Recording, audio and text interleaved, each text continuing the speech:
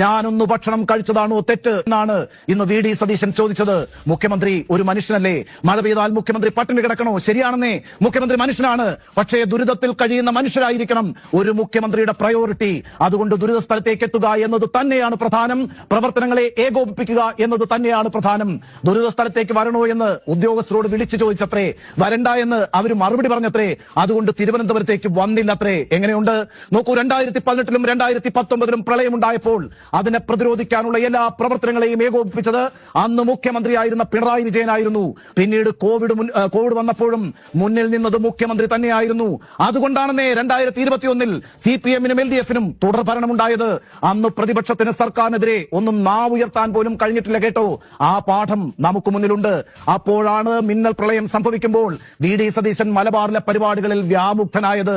അതുകൊണ്ടാണ് ഒരു ഭക്ഷണം വിവാദമാകുന്നത്. ഒരു ദുരന്ത സാഹചര്യത്തിലാണെന്നേ ആ റീലുകൾ പുറത്തേക്ക് വന്നത്. ഭക്ഷണമല്ല, മറിച്ച് ആ സാഹചര്യമാണ് പ്രശ്നം.